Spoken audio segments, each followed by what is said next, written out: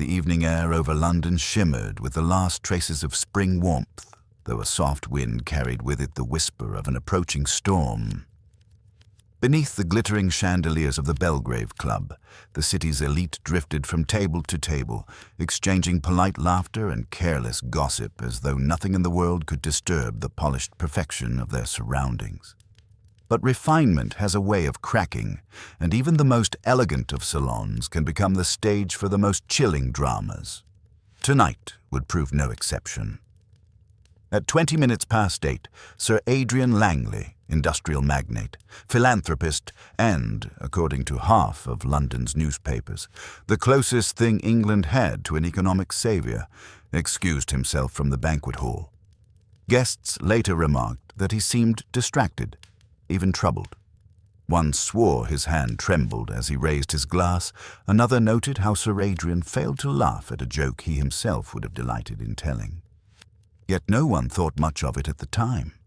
What was a moment's unease in a man burdened with the demands of empire? Sir Adrian stepped into the long, dimly lit east corridor, a private hall reserved for members of the club's inner circle. It was a place of silence and discretion, lined with portraits of stern-faced founders and heavy velvet drapes that swallowed sound. Beyond the corridor sat the reading room, where Sir Adrian claimed he wished to have a moment alone. What happened next would remain the subject of whispered fascination for days. For at 8:30, the footman assigned to the corridor found Sir Adrian collapsed upon the floor, face down, the position eerily rigid, as though frozen mid-motion. Later, witnesses would be puzzled by the posture of the body. Sir Adrian had fallen forward as if he had been walking, but with something strange. He had not turned, twisted, or even attempted to brace himself. It was as though he had simply stopped, with unnatural stillness, a man who, in his final second of life, had never turned around. The attending physician pronounced him dead on the spot. "Heart failure," murmured several of the club members, nodding sagely as though reciting the inevitable fate of every overworked titan of industry. Others insisted it was exhaustion or stress. A few hinted in quieter tones that the great Sir Adrian had enemies, individuals who might rejoice at his sudden demise. The club steward, however, noticed something peculiar. Sir Adrian's right shoe was scuffed, severely so, as though dragged forcibly across the floor. His cufflinks were mismatched, though the man had arrived that evening dressed with meticulous precision. And on the mahogany floor beside him lay a crushed sprig of lavender, an unusual thing to find indoors in a place where no fresh flowers had been arranged that day.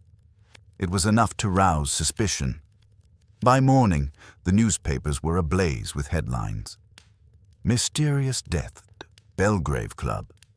Industrialists' Collapse Raises Questions. Sir Adrian Langley Dead. Police Seek Witnesses." And by afternoon, one man, small, impeccably dressed, and sporting a moustache as elegant as his manner, sat calmly in the study of Inspector James Forrester of Scotland Yard. Hercule Poirot listened attentively as Forrester paced before him. "I tell you, Poirot, it's all perfectly straightforward," Forrester insisted. "The man had a bad heart. His doctor confirmed it. He collapsed alone. No sign of a struggle, no weapon, no suspicious visitors." Poirot tapped the tips of his fingers together. "Ah, mon ami, but you forget. Order. A man like Sir Adrian Langley, he is of the perfect routine, the symmetry. His cufflinks mismatched? Impossible. And the mark upon his shoe. A scuff so deep does not occur from the natural walk of a careful gentleman." Forrester frowned, though not dismissively. "We'll follow procedure, of course. Interviews, background checks. But between you and me, Poirot, this is going to end up labeled a natural death." Poirot allowed himself a small smile. "Between you and me, Inspector, I do not believe in natural deaths that are surrounded by the unnatural." The inspector stopped pacing. "So you'll take the case?" Poirot's eyes gleamed. "I have already taken it.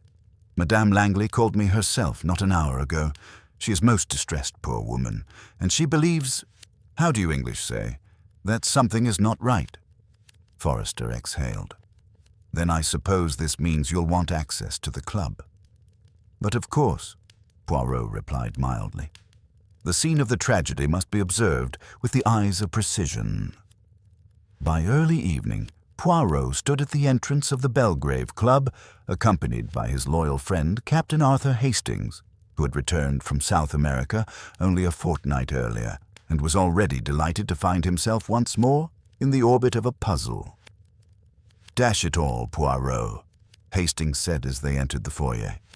"I know you adore these sorts of situations, but if you ask me, this is nothing more than an unfortunate accident. A man over his 60s, private corridor, no sign of interference." Poirot raised a finger. "And yet, mon ami, the man did not turn." "Didn't turn?" Hastings repeated blankly. "The position of the body, Hastings, fixed, purposeful, a man falling forward in the natural manner, twists, braces, or flails. Sir Adrian Langley did none of these things. His manner of collapse is unnatural." "And that means murder?" "No," Poirot replied. "It means mystery." Even Hastings could not argue with that. As they proceeded down the east corridor, now cordoned off but otherwise untouched, Poirot drew in a small contemplative breath. It was a place of silence, of rich drapery, of stillness, everything in its place, everything orderly, everything but the man who had died there. Poirot knelt carefully, his eyes scanning the floorboards, the walls, the patterns of the drapes.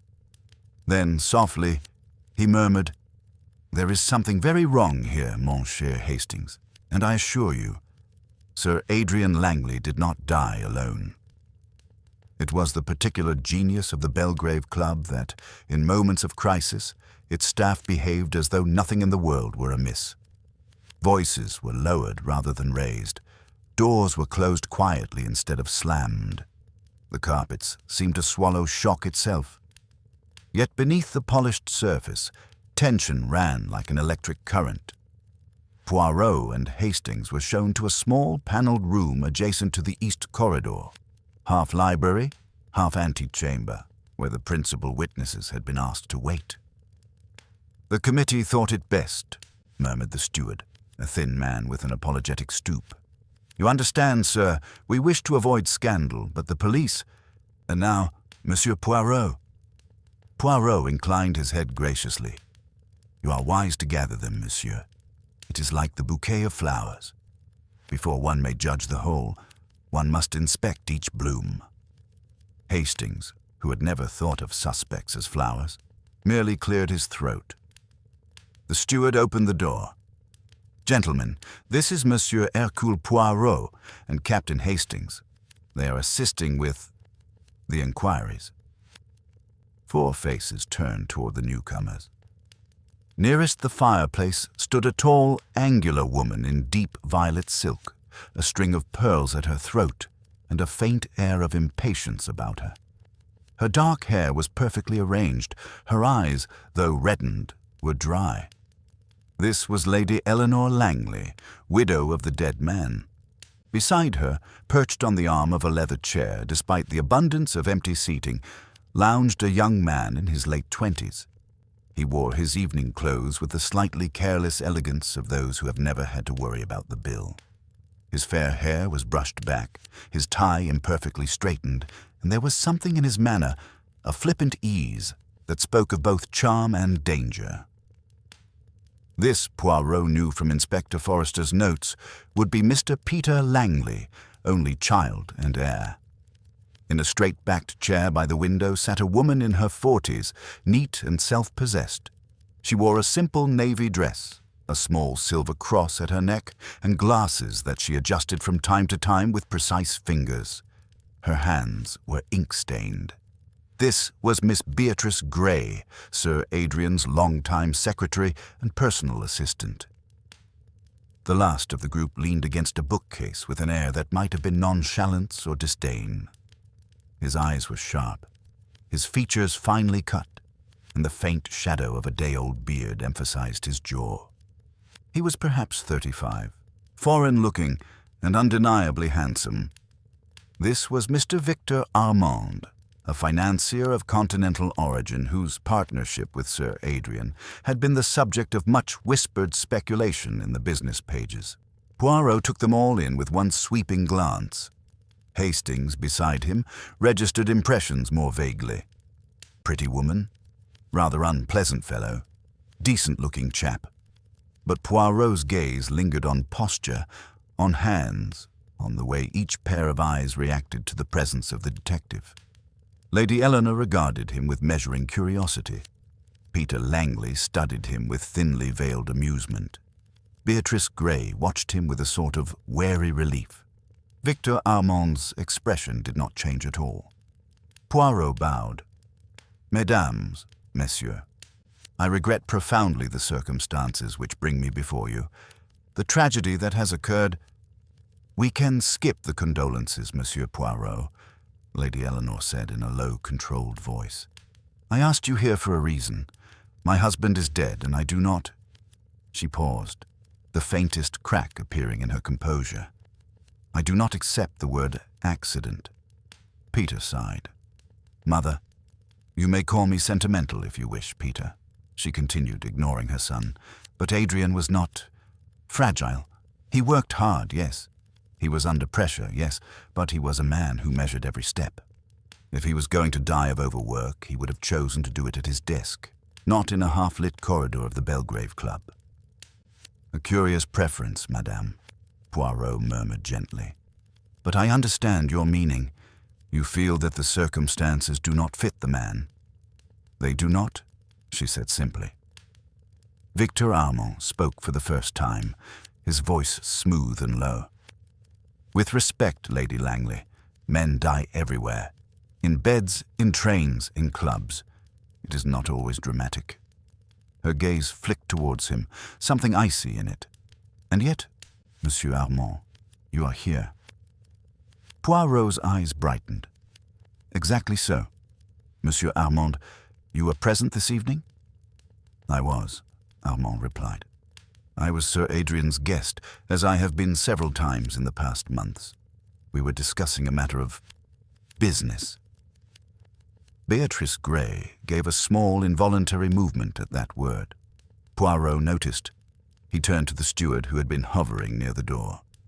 "Monsieur, you will permit me a few questions before we speak individually with these friends of Sir Adrian?" "Of course, sir." "You say Sir Adrian left the dining room at 20 minutes past 8. "Yes, sir." "And when was he discovered?" "At 8:30, sir. Exactly. I checked the clock myself." "By whom?" The steward glanced at the others. "By me, sir. I was on my way to the reading room with some correspondence that had been sent round from Sir Adrian's residence. I found him on the floor of the corridor." "Alone?" "Quite alone, sir." Poirot nodded, as though this matched some pattern already anticipated in his thoughts. "And during that 10 minutes, between 20 past and 8:30, who had reason to use the corridor?" The steward hesitated. "It is a private corridor, sir. Only members with certain privileges use it. From what I recall, Sir Adrian left the dining room first. A few minutes later, Miss Grey excused herself."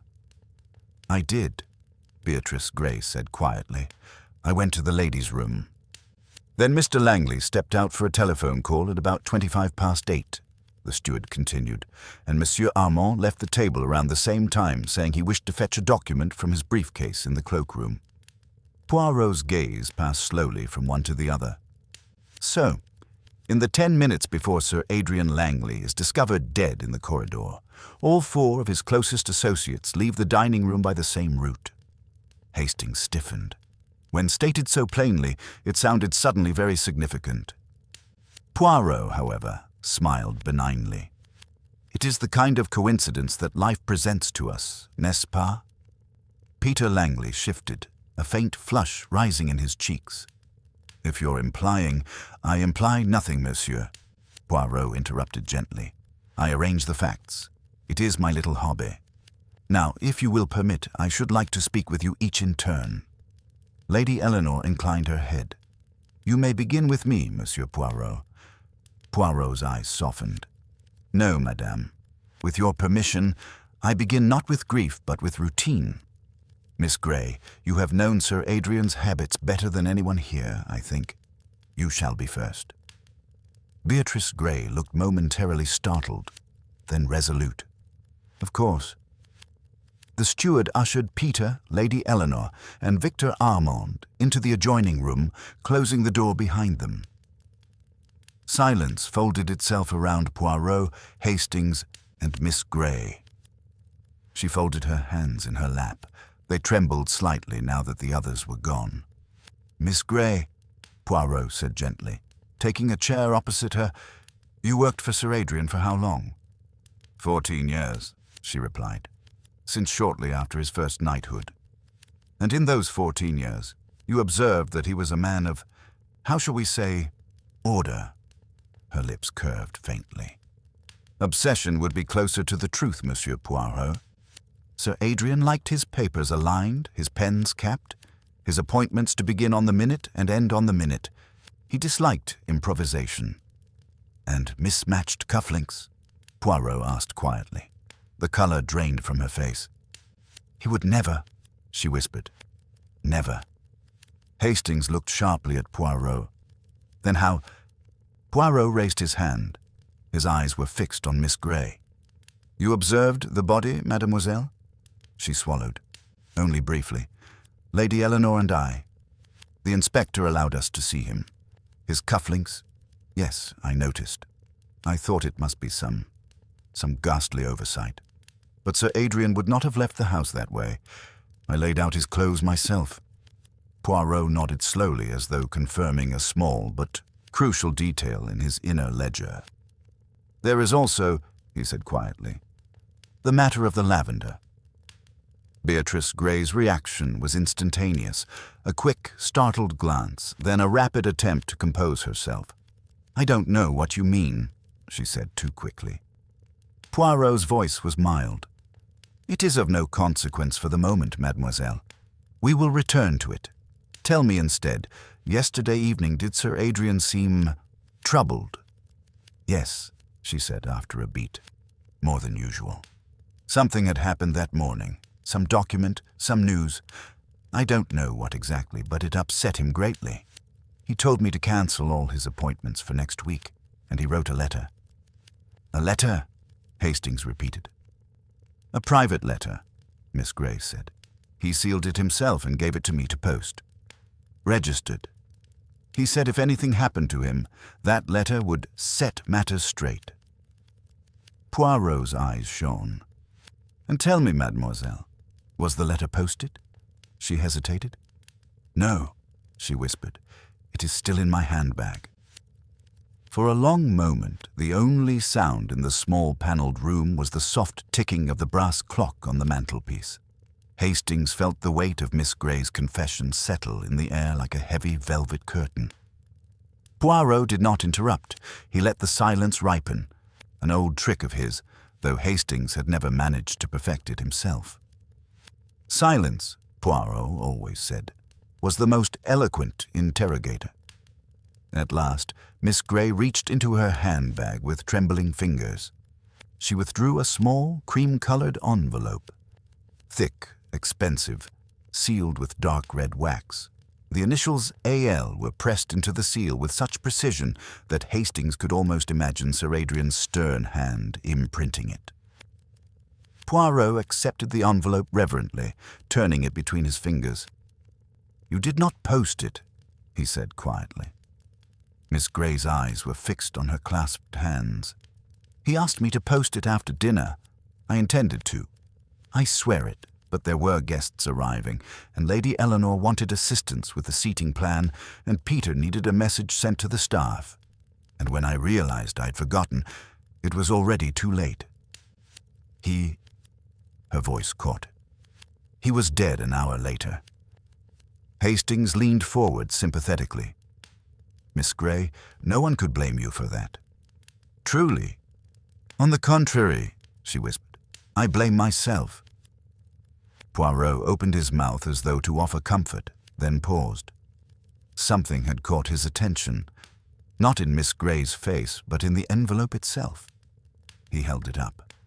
"Mademoiselle, observe the seal. It is broken." Miss Grey gasped. "Broken? But I—" I never touched it after he sealed it. Hastings blinked. Are you certain? It looks quite deliberately opened. Poirot lifted the flap gently. The wax had indeed been cracked, cleanly, expertly, as though with a thin blade inserted beneath the seal. The envelope was empty. Miss Grey stared in horror. But that's impossible. Sir Adrian sealed it himself just before we left for the club. Poirot turned the envelope over slowly. Impossible. No. Merely unexpected. But who? She breathed. Poirot held up a finger. Patience, mademoiselle. You say Sir Adrian wrote this earlier in the day. At what time precisely? Around 11 in the morning, she replied faintly. He dismissed the rest of the staff and asked me to remain in the study. He drafted it by hand, sealed it, and told me personally that it was to be posted only after dinner at the club. So only 2 people knew of its existence? Poirot asked. Yes, Miss Grey whispered. Sir Adrian and myself. Poirot nodded slowly. And yet someone else not only knew of the letter, but opened it. Hastings rubbed his chin. That means the person must have searched her handbag. Good Lord, Poirot, that's terribly brazen, especially in a crowded club. Poirot's moustache twitched. Not necessarily. If the letter was removed before Miss Grey arrived at the club, or even before she left the Langley residence, then the one who opened it had plenty of opportunity. Miss Grey shook her head. But I never let my handbag out of my sight. Poirot regarded her with sympathy, yet with unmistakable firmness. No one ever does, mademoiselle. And yet, he tapped the envelope. Someone managed it. Miss Grey bowed her head, fighting tears. Poirot rose, offering her a pristine handkerchief. Courage, mademoiselle, he said softly. You have been truthful. That is most important. She dabbed her eyes. What does it mean, Monsieur Poirot? What could have been in that letter that someone would kill for? Poirot gave a small, thoughtful sigh. That, Miss Grey, is a question we must answer with the greatest of care. A knock sounded on the door. Poirot, called Inspector Forrester. Are you finished? I have Armand ready for a formal statement. Poirot turned. In a moment, mon ami. When Forrester's footsteps faded, Poirot faced Miss Grey once more. There is something else, he said gently. You reacted earlier when I mentioned lavender. Miss Grey tensed visibly. Why? Poirot asked softly. Why does lavender trouble you? She swallowed. Her voice trembled. Because Sir Adrian hated the scent. He had an allergy. Even the faintest trace gave him headaches. I cannot imagine how any lavender could have come near him. Poirot leaned in. And yet, mademoiselle, a sprig was found crushed beside the body. Her eyes widened in shock. No, that cannot be right. Sir Adrian would never, he would have noticed instantly. Just so, Poirot murmured. Which means someone else placed it there, or someone carrying it leaned over him. Hastings frowned. But who brings lavender to a gentleman's club? Poirot smiled thinly. A most excellent question, my friend. Miss Grey bit her lip. Lavender. She closed her eyes, thinking hard. There's only one person I know connected with Sir Adrian who ever used lavender regularly. Poirot waited. Miss Grey opened her eyes slowly. Lady Eleanor, she said. Hastings sat bolt upright. His wife? Poirot said nothing. He simply folded his hands, gaze sharpening. The door opened a crack. Monsieur Poirot? The steward said hesitantly. Lady Langley insists on seeing you next, if it pleases you. Poirot rose smoothly. It does indeed. He turned back to Miss Grey. Thank you, mademoiselle. You have helped me greatly. She looked stricken. Do you suspect her? Truly? Poirot's expression softened, though Hastings knew that softness meant everything and nothing. I suspect only that which is irregular, Poirot said gently. And in this case, Madame's fondness for lavender, if it exists, may be a coincidence most innocent. But coincidences Like the misaligned cufflinks, are little messengers. They whisper, they nudge, they ask to be examined. Miss Grey lowered her gaze. "I only hope," she whispered, "that what Sir Adrian wrote in that letter is not lost forever." Poirot placed a hand over his heart. "Ah, mademoiselle, nothing is lost forever. Not when Hercule Poirot is searching." Lady Eleanor Langley waited in the adjoining room, composed as a marble statue. Yet her eyes, those dark, intelligent eyes, followed Poirot with a sharpness that Hastings could not fail to notice. "Madame," Poirot began, bowing, "my deepest condolences." "Thank you," she said quietly. "I will answer whatever you need, Monsieur Poirot. I only ask that you do not—" Her voice thinned. "Do not spare me." Poirot inclined his head. "Very well, madame. Then we shall begin." He sat opposite her, fingertips pressed together. "Tell me," he said softly, "why do you carry lavender?" Her breath hitched, just barely, but enough. Hastings felt the room tighten. Lady Eleanor's eyes flicked to Poirot's, and for the first time, the perfect mask of composure cracked. She whispered, "How did you know?" And Poirot, with a look both gentle and razor-sharp, replied, "Because, madame, the scent arrived at the scene of your husband's death before you did."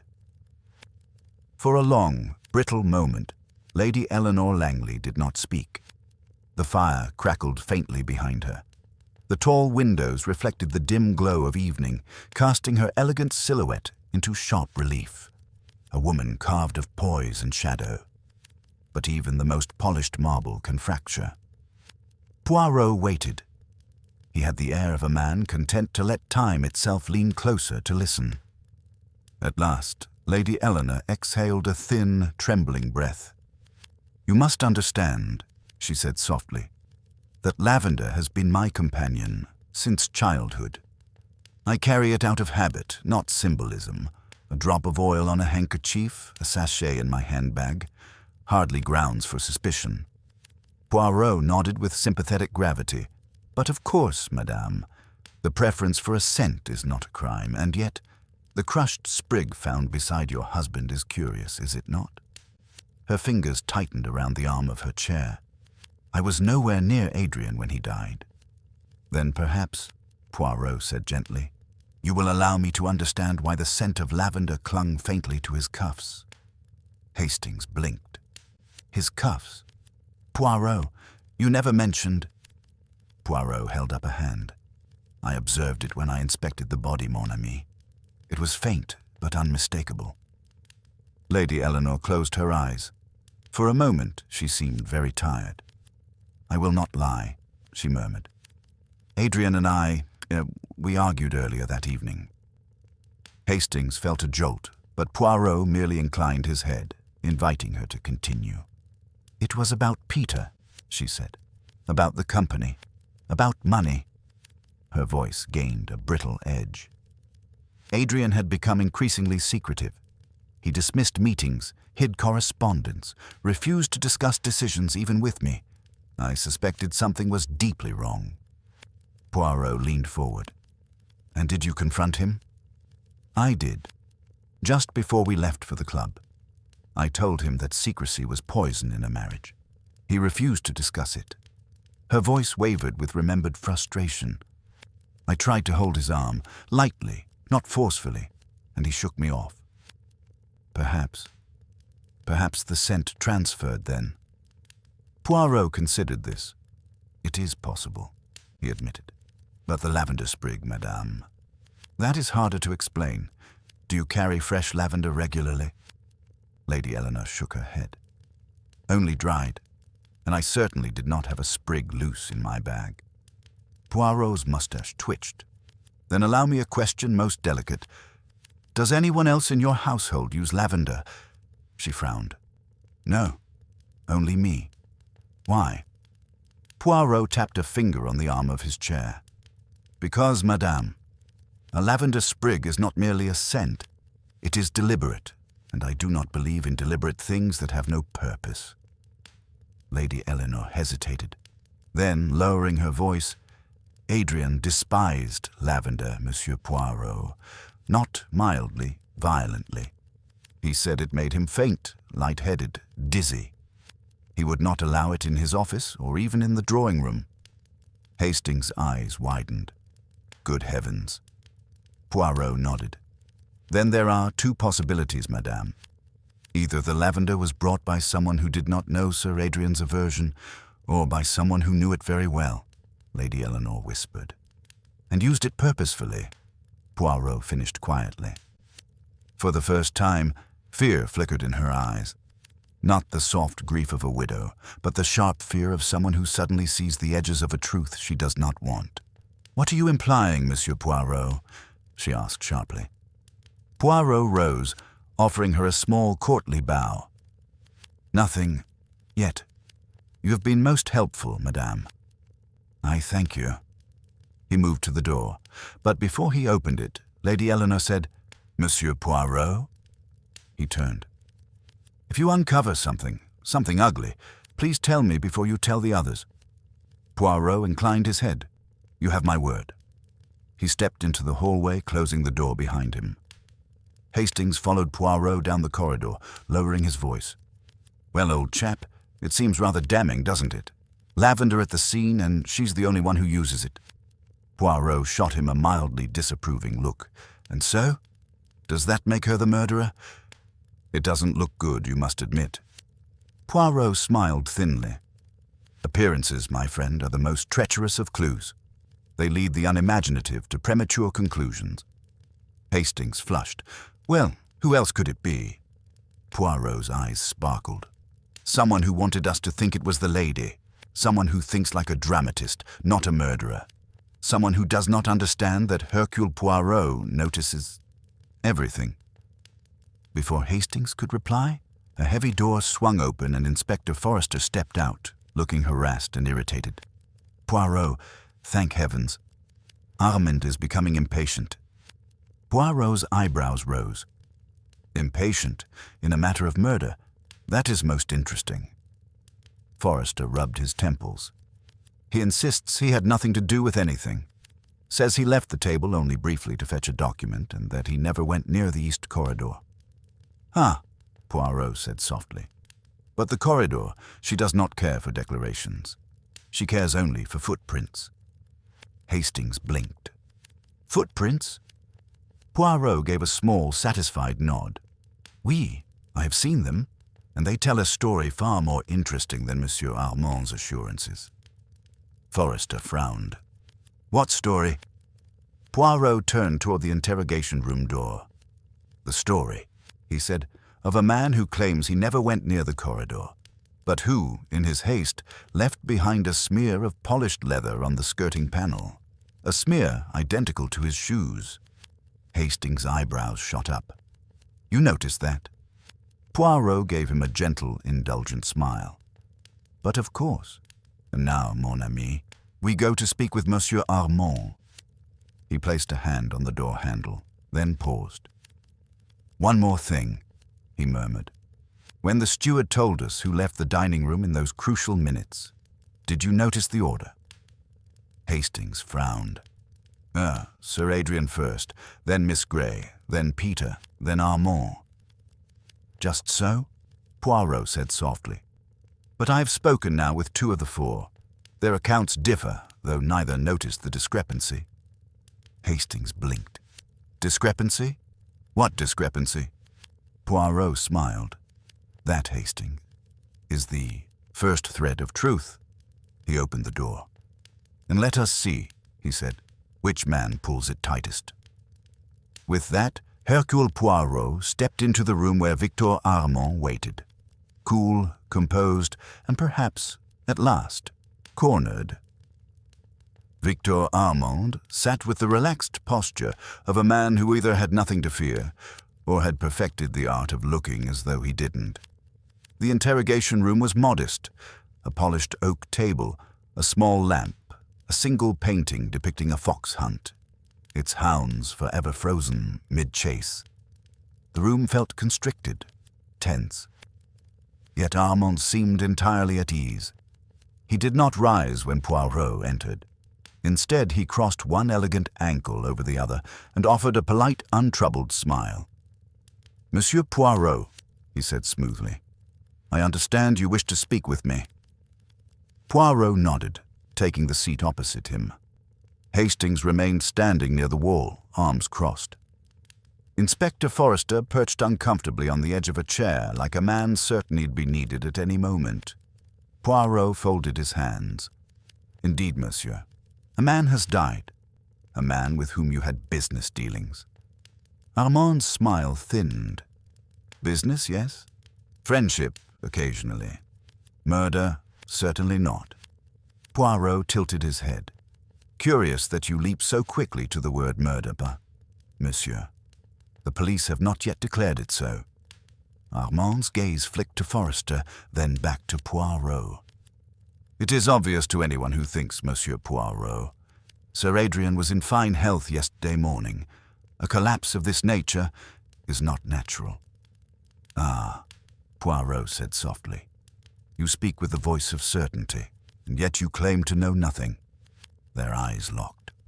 Forrester cleared his throat. "Armand, you told me earlier that you left the dining room only once during the relevant time." "Yes," Armand replied calmly. "To fetch a document from my briefcase in the cloakroom." "And you swear you did not enter the east corridor?" Forrester pressed. Armand's jaw tightened ever so slightly. "I had no reason to." Poirot leaned forward. "And yet, monsieur, you left a very small smear of polished black leather on the skirting panel precisely opposite where Sir Adrian fell." Armand's composure faltered, only for a heartbeat, but Poirot saw it. "I find that most inconvenient," Poirot continued gently, "for it contradicts your statement." Armand recovered quickly. "Then the smear is not mine." Poirot opened his eyes wide with polite disbelief. "But of course it is yours. I inspected your shoes as you crossed your legs just now. The shine, the bevel, the slight imperfection in the stitching on the right shoe, an imperfection that is also visible in the smear itself." Forrester's eyebrows rose with admiration he would never voice aloud. Armand stared at Poirot. "You inspected my shoes?" Poirot smiled warmly. "I inspect everything, monsieur." Armand exhaled slowly. "Very well. I passed the corridor. Briefly. But I did not go down it. I walked near the entrance, that is all." "Why?" Poirot asked simply. Armand hesitated. It was the first real hesitation he had shown. "I thought I saw someone," he said at last. "Someone moving away quickly." Poirot's eyes brightened. Hastings leaned forward. "Who?" Armand shook his head. "It was too quick. A shadow. Possibly Peter Langley. He left the table around the same time as I." "Possibly," Poirot echoed. "Then you are not certain?" "No," Armand admitted. "Only that someone was there." Poirot tapped his fingers lightly. "But you made no mention of this in your statement to Inspector Forrester." Armand's eyes hardened. "Should I have? Shadows in corridors are hardly evidence." "Non," Poirot agreed. "But they may be truth, and one does not hide truth in a moment such as this, unless it is inconvenient." Armand's jaw set. "Monsieur Poirot, I'm not in the habit of hiding anything." Poirot regarded him closely. "Then permit me one more question, monsieur. When you left the table at 25 minutes past 8, how long were you gone?" "Perhaps 3 minutes," Armand replied promptly. "4 at most." Poirot nodded, as if filing that neatly into a cabinet of facts. "Then your brief errand would place you near the east corridor at the precise moment Sir Adrian died." Armand's eyes flashed. "Coincidence?" Poirot smiled faintly. "Ah, monsieur. You must know by now how I feel about coincidence." Armand exhaled irritably. "I did not kill him." Poirot rose slowly. "Perhaps not. But you know something, and until you admit it, monsieur, you are a man walking on the edge of truth." Poirot turned toward the door. "Inspector," he said softly, "release him for now." Armand blinked in surprise. Hastings nearly choked. Forrester looked as though Poirot had asked him to release a fox into a chicken coop. "For now," Poirot repeated, "I have what I need."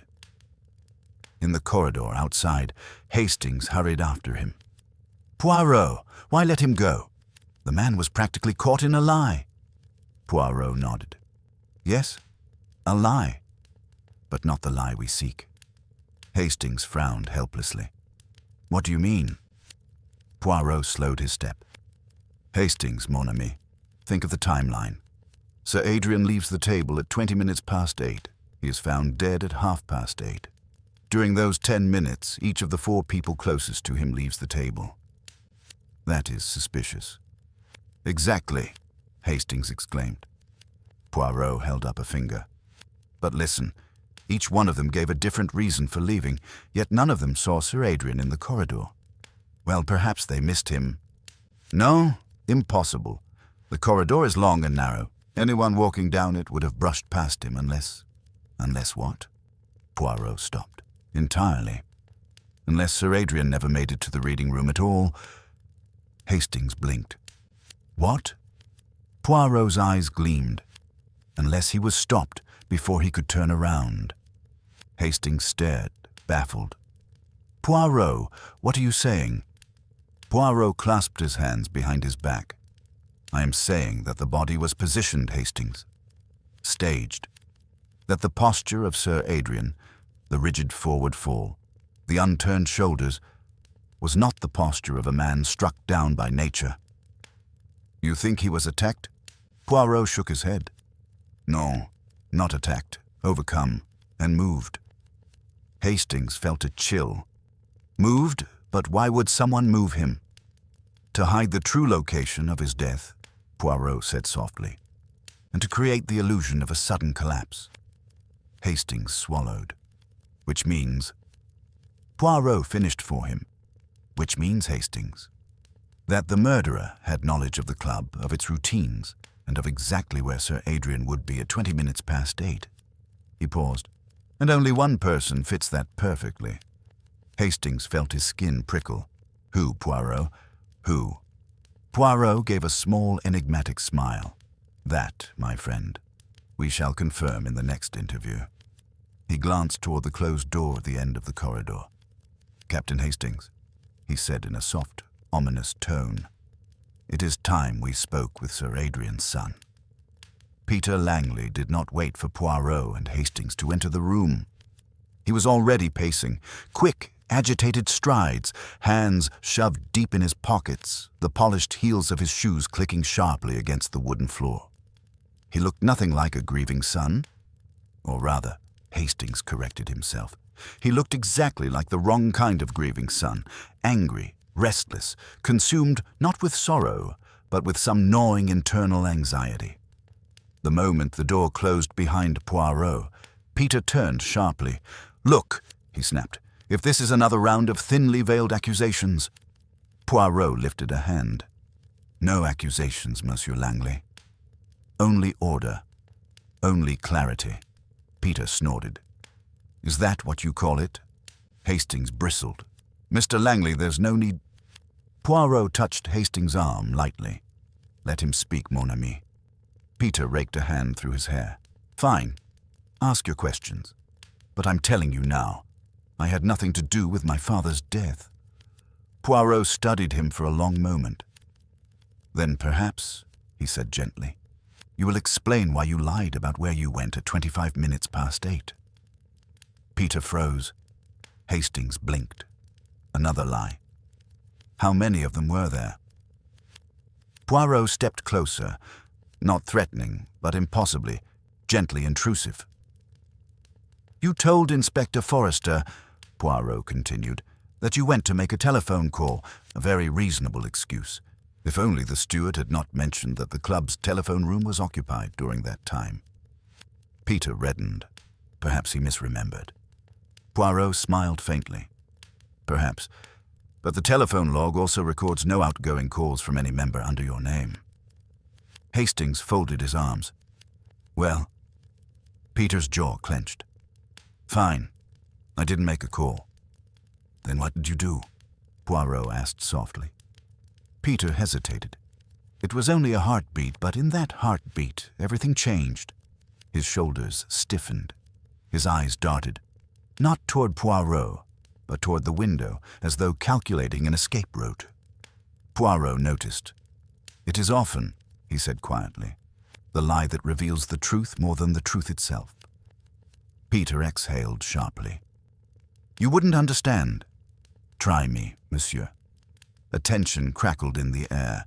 Finally, Peter said, "I followed my father." Hastings felt the shock like a jolt. "You followed him?" Peter nodded, avoiding their eyes. "He left the table abruptly. I knew he'd been on edge for days, weeks even, snapping at people, avoiding meetings, arguing with my mother.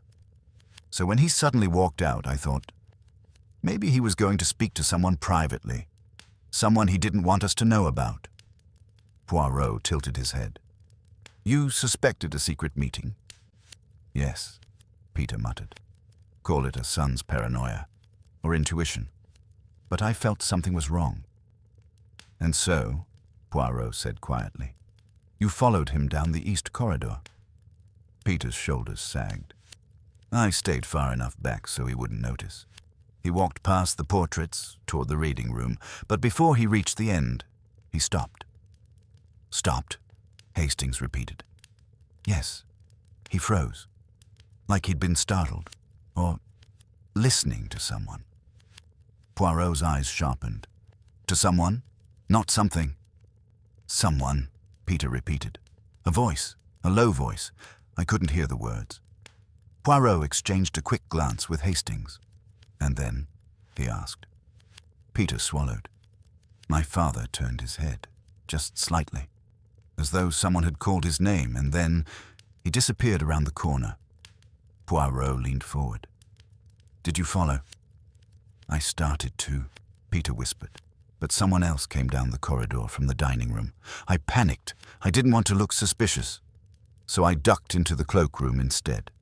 By the time I returned to the corridor a couple minutes later, my father was gone." "Gone?" Poirot repeated. "Yes. I assumed he went into the reading room, so I returned to the dining hall." Poirot's voice remained calm. "And when the steward discovered the body, you were among the first to respond." Peter nodded miserably. Hastings frowned. "But why lie? Why not simply say all this earlier?" Peter looked at him with a bitterness so raw that Hastings felt momentarily ashamed for asking. "Because," Peter said, "I knew how it would sound. I knew everyone already thought my father and I were arguing about money, about the company. I knew what accusations would follow." Poirot's voice was soft. "And were you arguing?" Peter didn't answer. Poirot stepped closer, lowering his voice to an almost paternal gentleness. "Peter, mon garçon, your father wrote a letter. A letter he intended to post after dinner, a letter which has now vanished." Peter's head jerked up. "What? What letter?" "A letter that, according to Miss Grey," Poirot said, "would set matters straight if anything happened to him." Peter paled. I don't know anything about a letter." "For your sake," Poirot replied. "I hope that is true." Peter sank into a chair, head in his hands. Poirot watched him carefully, not unsympathetically, but analytically. "Tell me," Poirot said softly. "At the moment your father turned his head, did you see the figure he was speaking to?" Peter hesitated. Poirot's eyes narrowed. "You did." A long silence. Then, in a low, reluctant voice, Peter admitted, "Yes, I saw someone." Hastings' heart thumped. Poirot's voice was barely above a whisper. "And who was it, monsieur?" Peter lifted his gaze. His voice shook. "It was my mother." Silence. Deep, heavy, suffocating. Poirot did not move. Hastings' mouth fell open. "Lady Eleanor. But she said she never went down the corridor." Peter shook his head. "I don't know why she lied. But I'm telling you, I saw her. Even in that dim hallway, I recognized her silhouette." She was standing near the far end of the corridor, facing my father. She said something. He turned toward her. Then they stepped out of sight. Poirot lowered himself slowly into the chair opposite Peter, fingers steepled. "Tell me," he said very softly, "did Lady Eleanor see you?" Peter shook his head. "No, she didn't know I was there." Poirot nodded. "And you're absolutely certain it was her?" "I'd swear it," Peter said firmly. Poirot's expression remained unreadable, thoughtful, too thoughtful. "But that is impossible," Hastings burst out, "because Lady Eleanor insisted she went nowhere near the east corridor until the steward called for her." Poirot rose silently. "Come, Hastings." "What?" But Poirot." Poirot's voice was calm, too calm. "Let Monsieur Langley rest. We have what we came for." Poirot stepped toward the door. Peter watched him go, worry etched deep across his face. As soon as the door closed behind them, Hastings rounded on Poirot. "Poirot, if Peter is telling the truth—" Poirot raised a hand. "Hastings." His tone stopped Hastings mid-sentence.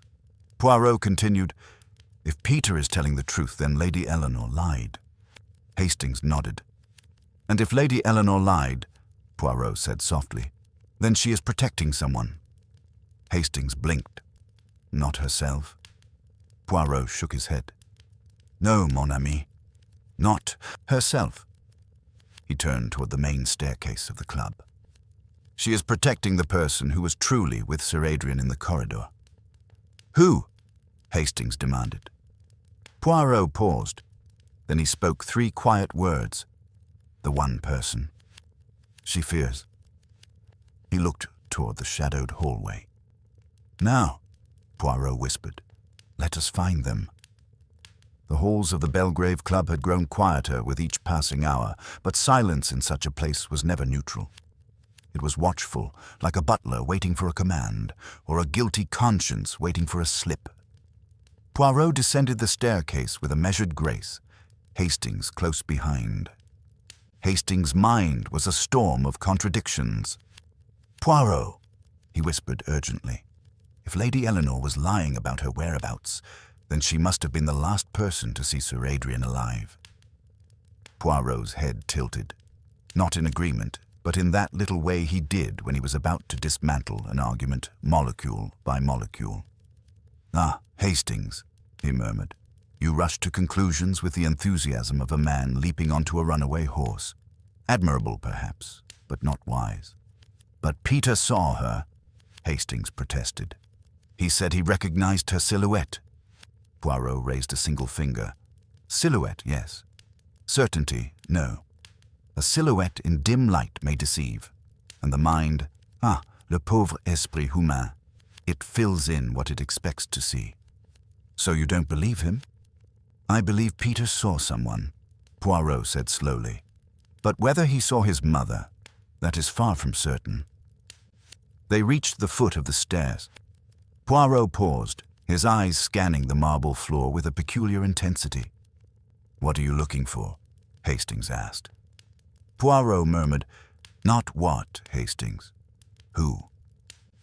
Before Hastings could inquire further, Inspector Forrester approached, looking weary, irritated, and thoroughly overwhelmed. "Poirot, I've sent the staff home for the evening. We've interviewed the witnesses. If you have anything concrete, now's the time. Otherwise, I'm inclined to list this as suspicious circumstances and involve the coroner."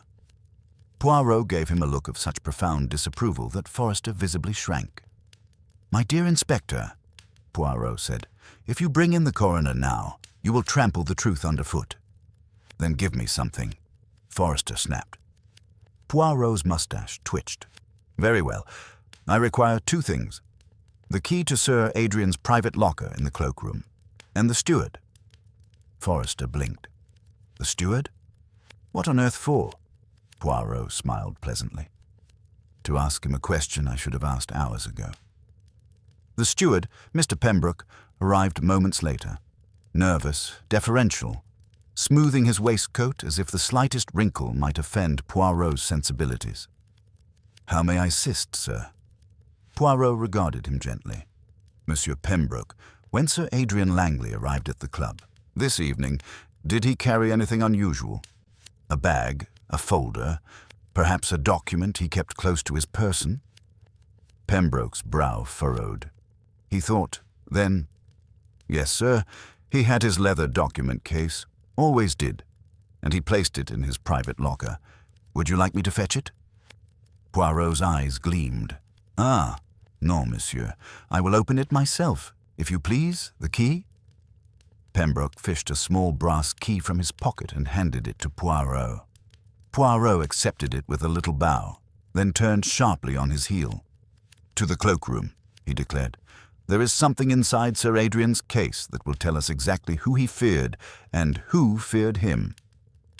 The cloakroom was dim at this hour, with rows of private lockers set into mahogany-panelled walls. Poirot walked straight to locker number 14. Hastings noted the number. 14? Not unlucky, at least. Poirot gave him a patient look. "Numbers do not kill, Hastings. People do." He inserted the key and opened the locker. Inside was the leather case, beautifully made, embossed with Sir Adrian's initials. Poirot lifted it out with care. The lock on it was intact. He clicked it open, and Hastings immediately felt a creeping sensation down his spine. The case was nearly empty.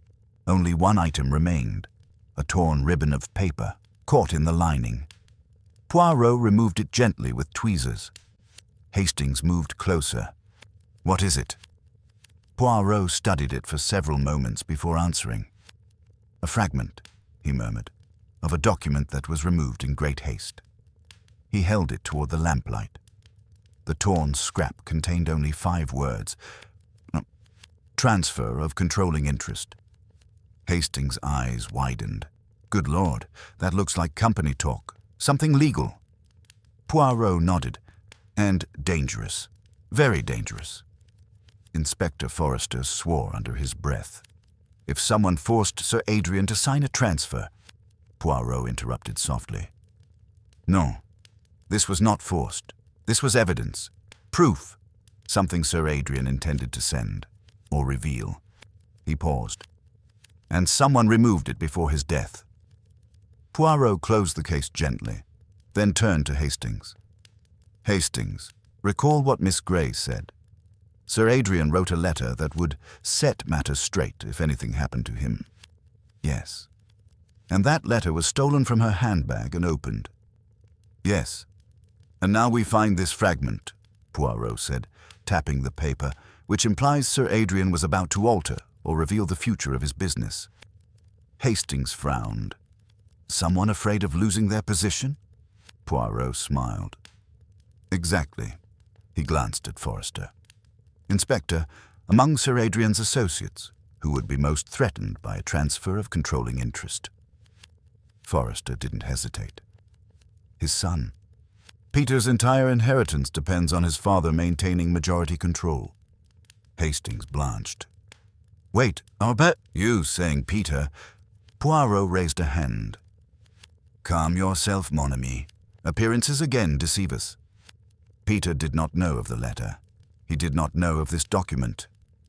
Poirot turned back toward the empty locker. "But someone else did." He slipped the fragment into an evidence envelope. "Someone who knew Sir Adrian was drafting a transfer.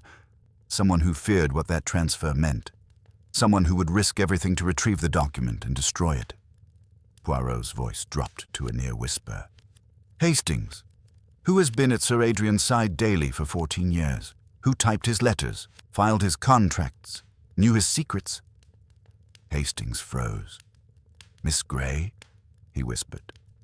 Poirot's eyes gleamed, not with triumph, but with the electric hum of a mystery taking shape.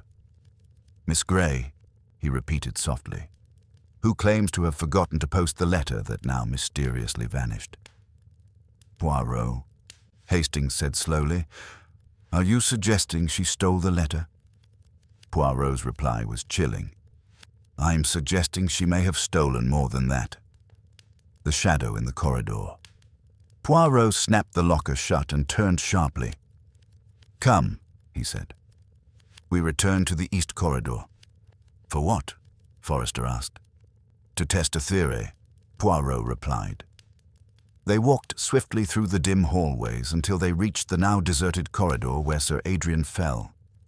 Poirot stopped near the midpoint. He pointed at the floor. There, he whispered. Hastings stepped closer. A faint scuff mark, barely visible unless one searched for it, marred the polished wood. But unlike Armand's glossy smear on the skirting panel, this mark was different. This one was finer, narrower, and unmistakably shaped. Poirot crouched, touching it lightly. A heel, he murmured. A woman's heel. Hastings' heart hammered. Lady Eleanor? Poirot shook his head. No. Lady Eleanor wore suede slippers tonight. This mark is from a narrow leather heel. A secretary's heel. Forrester swore. Miss Grey lied too. Poirot stood. No, he said softly. Miss Grey lied first. He glanced down the long hallway toward where Sir Adrian had been staged. And she was the only one, he said quietly, who had the skills, the access, and the opportunity to move Sir Adrian's body without leaving a trace. Hastings swallowed. Poirot, are you saying Miss Grey killed Sir Adrian? Poirot looked toward the darkness at the end of the corridor. Then he answered, I'm saying, Hastings, that Miss Grey has been playing a far more dangerous game than any of them. And in his eyes, for the first time, there was something new. Not doubt, not certainty, but genuine, sharpened fear. Come, he said, we confront her. Now. And Hercule Poirot strode swiftly toward the drawing room, where Beatrice Grey was waiting, quietly bending over her handbag, as if preparing to remove something, or to hide it forever. Beatrice Grey did not look like a murderer. That, Hastings thought, was precisely what made Poirot uneasy. She sat alone in the drawing room, lit only by a pair of brass lamps and the muted glow of a dying fire. Her posture was calm, composed, almost serene, but her hands betrayed her. They moved inside her handbag with quick, furtive motions as though searching, or hiding, or destroying. Poirot entered without hesitation. Mademoiselle Grey, he said softly, I believe you have something we must discuss. She froze. Her fingers stilled. Her shoulders tightened. Slowly, very slowly, she withdrew her hand from the handbag. In her palm lay nothing more sinister than a small metal compact mirror, but it was the way she held it, too carefully, like a magician's misdirection, that made Hastings exchange a sharp glance with Poirot. Poirot closed the drawing-room door behind them with the faintest click. Monsieur Poirot, Miss Grey began, her voice perfectly steady. Is something wrong? Poirot smiled gently. Everything is wrong, mademoiselle, and everything is right. At last. She swallowed. Poirot approached her slowly, like a man walking toward a frightened animal. You were devoted to Sir Adrian, he said quietly. 14 years of service. You knew his habits, his secrets, his moods. Yes, she whispered. Poirot nodded. And you were the last person to see him truly alive. Hastings felt his stomach tighten. Beatrice Grey did not collapse into shock. She did not gasp or cry. Instead, she drew one long, steady breath, as if she had known this moment was coming. She set the compact mirror down on the table. What gave me away? She asked softly. Poirot's eyes narrowed.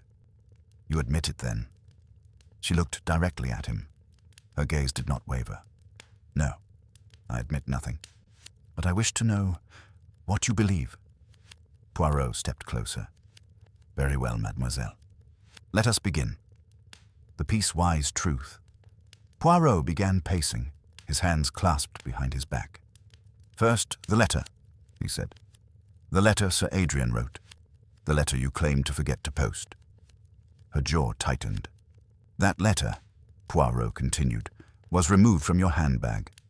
Not here at the club, but earlier. At the Langley residence. Miss Grey's composure flickered. "You lie poorly, mademoiselle," Poirot said gently. "Your story changed twice, and when I mentioned lavender, you reacted."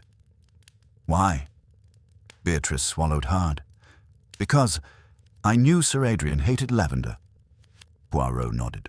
"Exactly. But Lady Eleanor told me she uses lavender always, and yet Sir Adrian never objected to her presence." Beatrice's eyes widened, just barely. Poirot pressed on. "The lavender sprig found beside the body, someone placed it there deliberately. Someone who wanted suspicion to fall upon the wife." Hastings felt a cold rush of understanding. "You think Miss Grey planted it?" Hastings whispered. Poirot did not answer. Instead, he turned to Beatrice Grey. "Tell me," he said softly, "why did you go down the east corridor after Sir Adrian?" Her lips parted, but no sound came out. Poirot continued, relentless now, but still soft in tone, like a surgeon cutting with a steady hand. "You left the dining room only moments after Sir Adrian. You followed him. You claimed you went to the ladies' room, yet no staff member saw you enter. But someone did see you." Beatrice tensed. "Who?" "Peter Langley," Poirot replied. "Though he did not know it was you. He thought he saw his mother. But your silhouettes are similar."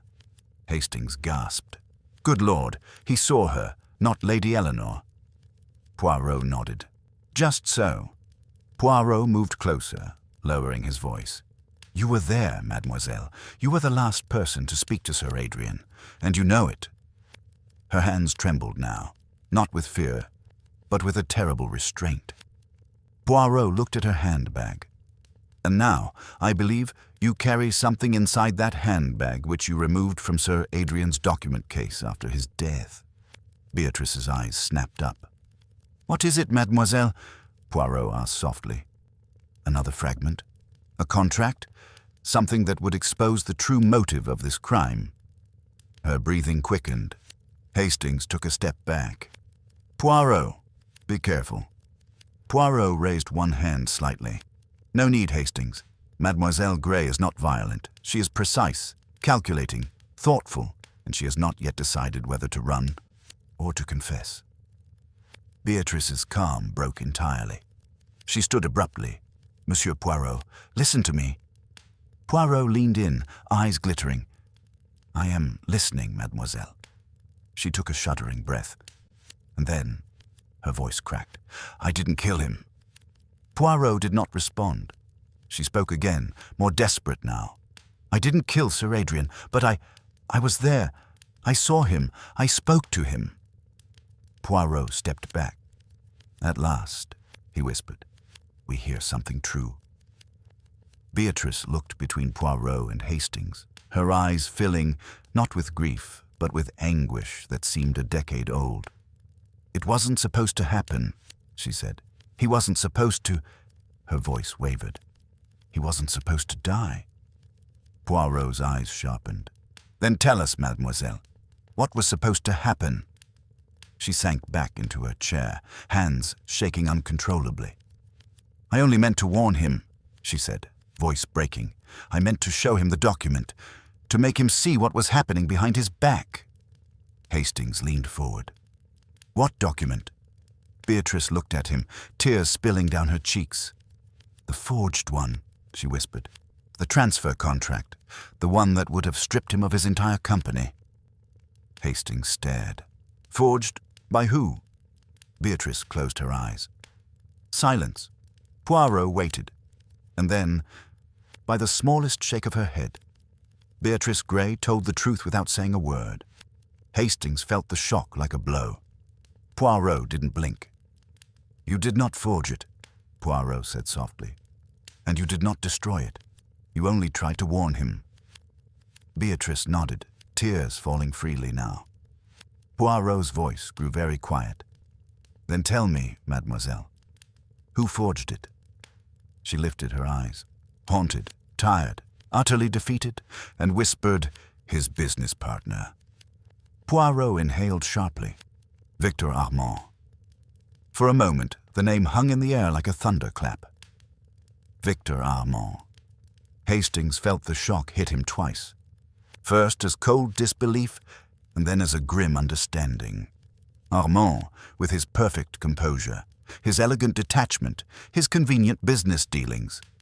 Suddenly, he was no longer simply a polished foreign financier, but something far more dangerous.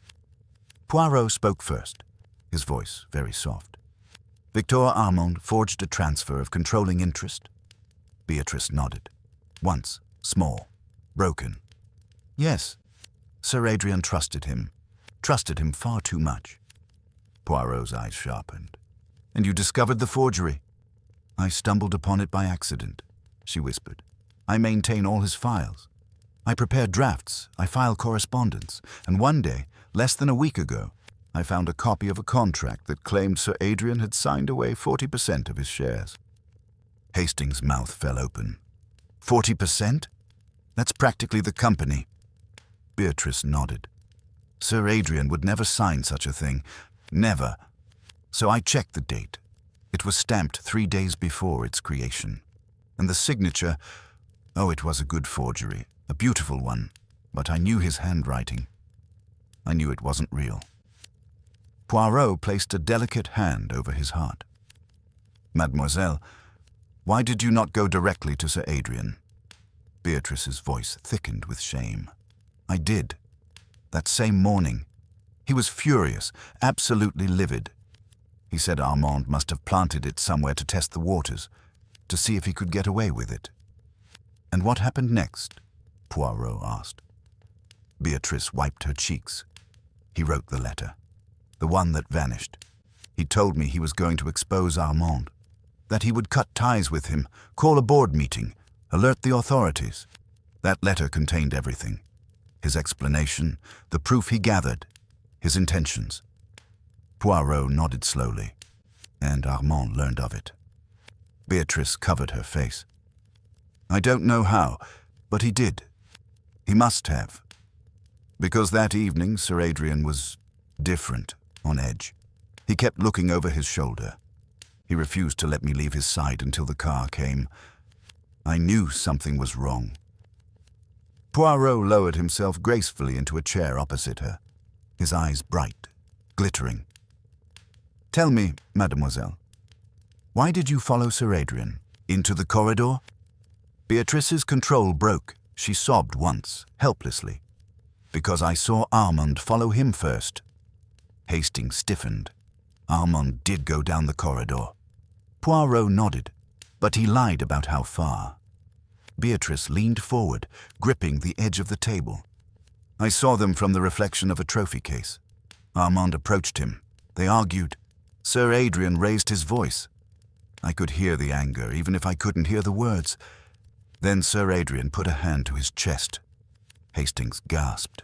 His chest? Was he? Poirot lifted a hand. Let her continue.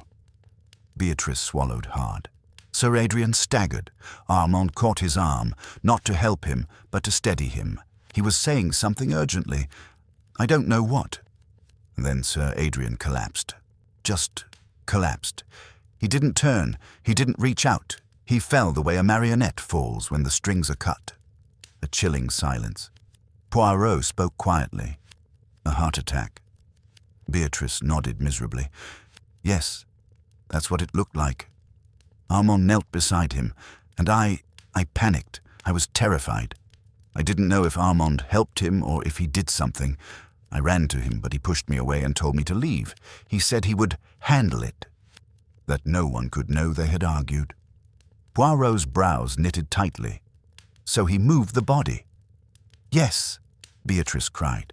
He straightened Sir Adrian's shoulders. He dragged him several feet forward. He positioned him carefully, so carefully. Then he took something from Sir Adrian's pocket, a folded piece of paper.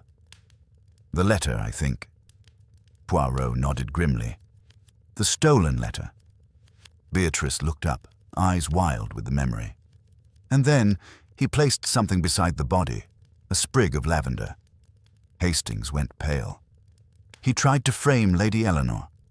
Beatrice nodded. I think so. Poirot asked softly. And you said nothing? She looked ruined. I was afraid.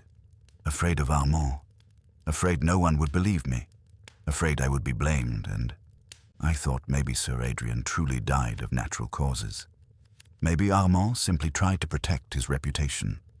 Poirot gave her a long, searching look.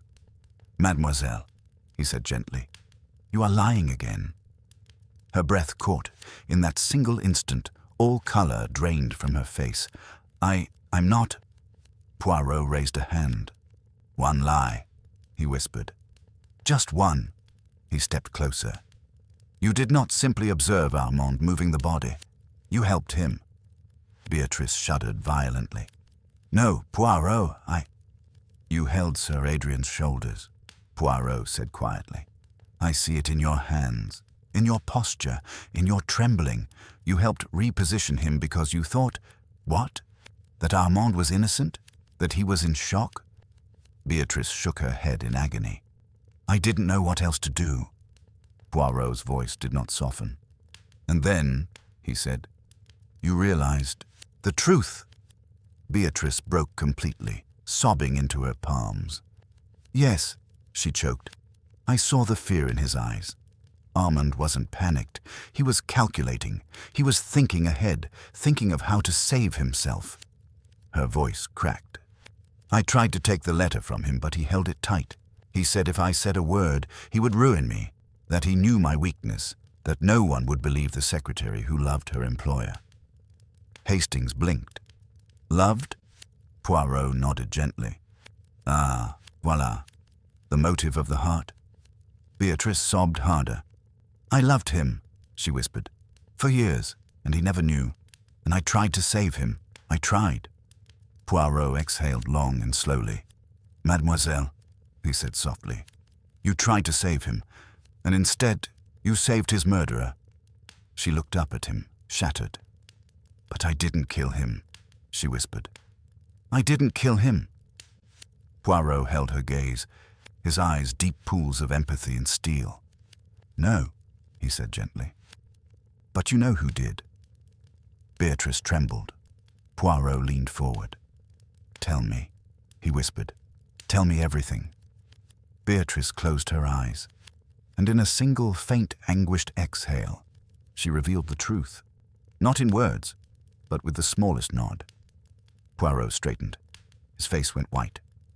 Hastings stared. Poirot, who is it? Victor Armand. Poirot shook his head slowly, painfully, as though a truth he hoped to avoid had finally cornered him. No, Hastings, he said. The murderer is not Victor Armand. He turned toward the door. It is the one person, Poirot whispered, whom we believed innocent from the very beginning. And before Hastings could ask another question, Poirot stepped out into the hallway, voice ringing with terrible certainty. Bring me Lady Eleanor Langley. Lady Eleanor Langley did not resist when Inspector Forrester escorted her into the reading room. She walked with the slow, dignified grace of a woman who had buried her pride long before she buried her husband. The room was dimly lit. Intentionally, Poirot suspected. Shadows clung to the shelves and drifted across the Persian carpet like remnants of forgotten secrets. Fitting, he thought. Secrets had been the currency of this terrible evening. Lady Eleanor stopped just inside the doorway. She looked tired, bone-tired, but calm. Resolved. Hercule Poirot. Her voice was soft, controlled. I understand you wish to see me. Poirot stepped forward. Oui, madame, he said gently. The time has come. She tilted her head slightly. The time... for what? To remove, Poirot said, the final veil. Inspector Forrester shut the door. Hastings stood by the window, tense as a drawn bowstring. Lady Eleanor looked between them. Then she exhaled softly and took a seat. Well, she murmured, ask your questions. Poirot remained standing. There is no need for questions, madam, only truth, and I will speak it plainly. He clasped his hands behind his back. It was you, he said quietly, who went down the east corridor first. Not Miss Grey, not Victor Armand. You. Lady Eleanor's eyes did not widen. She only blinked once, slowly. Poirot continued. Your son saw you. Not clearly, not closely, but enough for a silhouette to be etched in his mind. He did not lie. He merely misunderstood when he saw you. Hastings swallowed. Poirot went on, his voice steady and grave. You were the first to follow Sir Adrian. You confronted him, you spoke to him. Lady Eleanor's lips parted, but no sound emerged. Poirot pressed on. You were in possession of lavender, the lavender that Sir Adrian despised, that could cause dizziness even in small doses. Tonight you used it. You held your husband's arm earlier, and perhaps again in the corridor. The scent on his cuffs betrays proximity, closeness, contact. Lady Eleanor inhaled sharply. Poirot continued, relentless yet soft. You knew Sir Adrian intended to withdraw control of the company from Peter, not from Armand. The letter Miss Grey spoke of, yes, it mentioned Armand's forgery. But the other document Sir Adrian drafted was for his lawyer, a restructuring that would leave Peter with almost nothing. Peter, who had been summoned by Forrester, stood frozen near the door. What? He whispered. Mother. Poirot nodded gravely. Your father feared your spending, your debts, your reckless investments. He intended to cut you off entirely. That, madame, is why you argued with him. Lady Eleanor closed her eyes. Poirot stepped closer. You followed him to plead, to beg, to persuade. But Sir Adrian Langley was not a man who changed his mind, and when he told you, perhaps harshly, that his decision was final. Poirot's voice fell to a whisper. His heart failed. A tremor ran down Lady Eleanor's spine. Yes, madam, Poirot said. Sir Adrian died of natural causes. A heart attack precipitated by your confrontation. Hastings let out a breath he hadn't realized he'd been holding. So she didn't kill him, he said. Poirot shook his head. No, but she did something else. He turned his gaze back to Lady Eleanor. You found your husband dead, or dying. You knelt beside him. Your lavender crushed beneath your hand. You panicked, you feared blame, and then you heard footsteps. Beatrice Grey, who stood near the fireplace, gasped. Yes, Poirot said softly. You fled. Lady Eleanor covered her mouth. Poirot continued. Victor Armand arrived moments later. He saw the body. He stole the incriminating letter. He moved the body. He staged the scene. He planted the lavender sprig. Armand, standing between two constables, clenched his fists. He said nothing, but guilt gleamed in his eyes. Poirot's voice grew stronger. But you, Lady Eleanor, did not kill. Your husband. You did not forge documents. You did not move the body. Your crime was silence. Fear. Lady Eleanor trembled. Poirot lowered his voice to a gentle murmur. You feared suspicion. You feared scandal. And above all, you feared losing your son. But you did not kill Sir Adrian. You merely gave the true murderer a convenient illusion. She looked up, tears trembling on her lashes. Then, who? She whispered. Who killed him? Poirot turned, slowly, to face Victor Armand. He studied the man's expression, his calculated calm, the faint twitch in his jaw. Armand did not strike Sir Adrian, Poirot said. He did not poison him. He did not deliver the final blow. Armand smirked faintly. So I am innocent. Poirot's mustache twitched. No, he said. You are guilty. Armand stiffened. Guilty, Poirot repeated, of intimidation, of financial manipulation, of forging a transfer, of blackmail, and of exploiting a dying man's final weakness. Poirot leaned close, his voice like a blade. You approached Sir Adrian in the corridor. You argued. You pressed him. You cornered him. You used his fear against him, and when his heart gave out, you saw opportunity. You stole the letter that would expose you. You staged the scene. You planted the lavender to cast suspicion elsewhere. You played puppeteer with a dead man. Inspector Forrester's voice thundered. Victor Armand, you're under arrest. Forgery, evidence tampering, coercion, obstruction, and suspicion of involuntary manslaughter." Armand lunged, but the constables seized him instantly. Lady Eleanor collapsed into her chair, sobbing softly, not with guilt, but with release. Beatrice Grey bowed her head. Peter Langley stood unmoving, staring at the floor. For the first time, he looked truly broken. Poirot folded his hands. "It is over." Days later, the newspapers sang with scandal. Financier, arrested in Langley. Scandal secretary reveals crucial details. Belgrave Club reels from shocking. Incident Armand's empire crumbled overnight. Beatrice Grey, cleared of involvement, resigned from public life. Peter Langley took control of the company, but now wiser, humbled, shaken. And Lady Eleanor. She wrote to Poirot, thanking him for kindness he never explicitly offered. Poirot and Hastings sat in a quiet cafe near Whitehall. Hastings stirred his tea.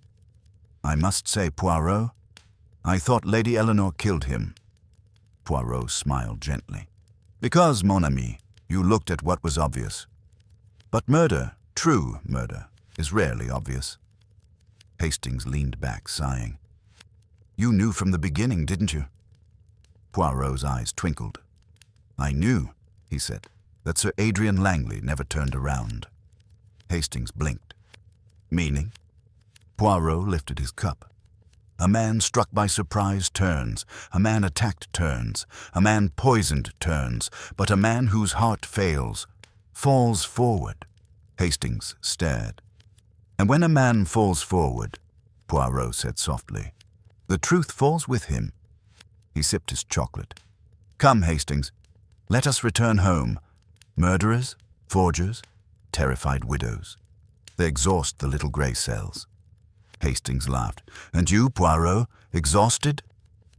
Poirot smoothed his mustache. "Jamais," he said.